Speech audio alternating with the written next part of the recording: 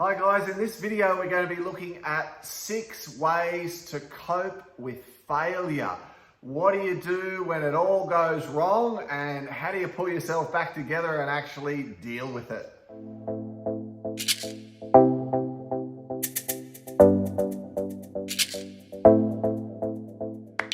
So this video is inspired by the feedback we got from a recent video which was all about how feeling uncomfortable, out of your comfort zone, how that is one of the keys to success in helping you to grow and move forward.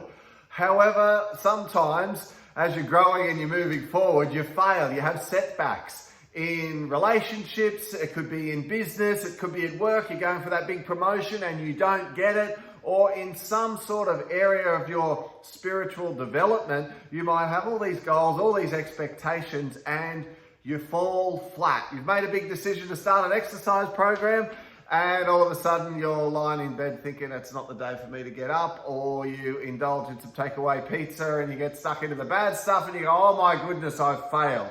Let's talk about, first of all, how you deal with this failure before you recover and get yourself moving again. I think the first step is to really just embrace the emotions that are going along with the failure. So recognize, how are you feeling, allowing yourself to go in there and feel bad, because feeling bad or having that state of realizing that there was something that you wanted to work on and you're not going to be able to achieve it, in a way is a great motivator, particularly when we work through some of these other tips. Really allowing yourself to go, you know what, I tried hard at that, I gave it my best and I didn't get there and I'm disappointed, I wish it had worked out differently.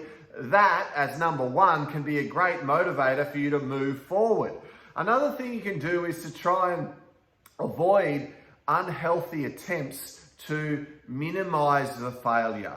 Well, I didn't really want that job promotion anyway. I didn't even know if I was going to go through with this business, or I don't even know if I liked them that much anyway. Maybe they weren't such a catch. You get my idea. Minimizing the failure. And minimizing the failure or talking the failure down is something which sometimes people do as a reaction, as a response to the fact that they've failed because of how it might reflect back on them. Or they try to minimize the pain of the failure through food, comfort eating, or through alcohol or drugs or whatever it may be. Some sort of activity where people are trying to minimize the pain or minimize the effects or the degree to which this failure is actually affecting them. So it's okay to have a healthy respect for your failure. I think the next one, which is a really useful one, so number 3, is to really identify, and if you can, avoid old relationships that you may have with failure or old beliefs that you may have about failure. So the old beliefs would be things like, growing up, you might have been programmed, you might have been, encouraged to be successful at everything you try. Or when you messed up or when you made a mistake, it was inferred or you got the idea that that might mean you have failed as a person. Somehow you are going to be lacking as a person, or you're going to be somehow engaging in your own self-defeating negative thoughts, running yourself down due to this failure. In other words, you're sort of exaggerating what this failure means. I mean, the failure was you attempted at something, it wasn't successful. It doesn't mean you failed as a person. It doesn't mean you're a failure as a human being, and that means that from now on you're going to fail at everything. In fact, it was just in this one particular instant. But sometimes it can tick over old automatic programs. So sometimes you can fail at something small or mild in your day-to-day life, and it can have a strong emotional impact on you because you have unresolved, deep-seated, limiting beliefs about what failure means for you and your being. So if you can explore those, if you can go into those causal emotions, not the surface stuff, but deep into yourself, and see if you can realize that within yourself this should not be in any way linked to your self-worth, then you're on the right track for dealing with that. Step 3, acknowledging the old belief. Now, number 4, accept the reasonable amount of responsibility for the failure. I had a go at it. I gave my best effort. There might have been other people involved in the project. There was someone else involved in the relationship. There might have been other people involved in the business, and that led to the business failing. So while we tie this in with not minimizing it, you also need to accept your level of responsibility for your input into the outcome of it not working out, and also identifying the reasons why you failed, and then starting to think, what'll I do next time? And this is where we're starting to bring ourselves through dealing with the failure process. Okay, so I'm feeling all these emotions of failure.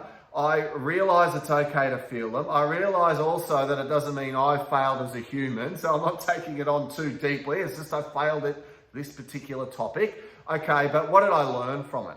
And when you start asking yourself, what did I learn from this? This is where the real strength comes. And guys, if you're enjoying these 6 steps to helping you to deal with failure, stay through to the end of the video, because I'm going to give you a bonus at the end, which is a brilliant one for people who particularly are using this for business to help them to stay motivated and to push on.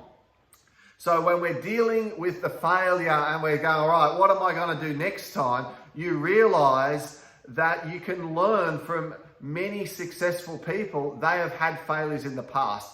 And a lot of them say there are no failures, there are learning experiences. And if you look at it like this, you realize that if you gain the information that you got out of that failure and you make some resolutions to realize that's not going to happen again, then I think you've really kind of mastered step 4. Now, step 5, you create a plan for yourself of moving forward from now on.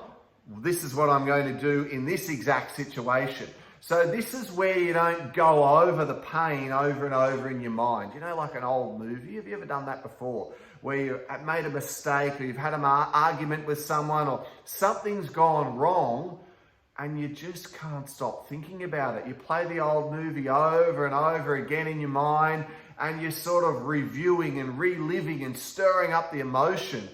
All of that does not help you create a plan to move forward on what you're going to do next time. Maybe you still have a plan to run your own business, or you still have a plan to lose the weight or get your life and your energy right up through healthy eating, or to be in another relationship. So you've got to at some stage regroup and start moving again. So you create a plan. Right, okay, in my mind, what did I learn from this, and what will I do differently next time is point 5. Creating that plan and making yourself start to think about the future, looking forward. So having that forward view is a great way to help you to be able to break yourself out of, I can't stop thinking about it, I lie in bed, tick, tick, tick, tick, reviewing, thinking, ruminating over it all, right? The plan forward, what'll be different, thinking about the next goal is a great way to move you through that and out of that. I think the last thing we can do is we can reduce the fear of failure. And you can reduce the fear of failure by failing more often. And you might think to yourself, why would you deliberately fail more often? I think the reason why this one is so important is so many people avoid new things. They avoid trying new things because they don't want to fail at anything. They don't want to fail at all in life. So if you can get used to trying new things, if you can realize you can't be instantly good at everything straight away, so you try something new that you haven't done before and think of it like a learning lesson, and think and acknowledge the emotions. A great example that's coming to me right now would be if you tried to stand up paddleboard. Now, some of you would be good stand-up paddleboarders. I am not so good at stand-up paddleboarding, but I've done it a few times. You know what I realized the first time I did it? It's actually pretty tricky, because you've got to put your 2 feet forward and you've got to hold the paddle and paddle standing up. And you know what happens? You fall over, you fall left, you fall right. It's actually quite hilarious to watch someone new stand-up paddleboarding, because you can make a real goose of yourself. However, it is something which a lot of people haven't done. And through sitting there and realizing the embarrassment, the frustration, the fun, and the exhilaration when you start to get it and you start to put a new program in your mind of learning to do something. Guys, that's what it's like whenever you're learning to do anything new in life. You've got to fail a few times. So, bonus clip right now, because that was number 6, reducing the fear of failure. The bonus clip is study successful people who have failed. The internet, YouTube is my go-to. Go onto the net, go into YouTube and just write that in there into the search bar. Stories of successful people that have failed. And what you will see is the net is inundated with stories of really successful people who have failed in all sorts of different areas of their life. It's a great read if you've just failed, because what it means is you're just like them. You're a person who tried something new, you were met with disappointment, you just didn't have enough information at that time, or the right team, or the right people around you, or there weren't the right conditions for you to be acceptable at that time, remember? It's not you fail as a person. It's not, oh, here's another failure and I'm a failure. That's old stuff, guys. Thinking of it like that and how it reflects on you as a person, that's old, and that's sometimes what we do when we're tired and we're stressed and we're run down. So if you're sometimes there going, oh my gosh, I'm such an idiot, hopeless, I'm never going to try anything again, or I embarrassed myself, or I made a fool of myself and I want to avoid that happening, well, you know what? Go into those emotions, because they're probably surface emotions, and deep in there, this is a pattern that's probably coming through with you. And if you can work through that, you can change your law of attraction and help yourself to fail a whole lot less in life. But if right now you're in the trenches and you've had a failure or you're feeling flat, try going through these 6, working on them, taking yourself through each sort of step and allowing yourself to feel it, work through it, realize it's not linked to you. Ask yourself, what did I learn from this? You know, when I think about this, what's the worst thing that could have happened?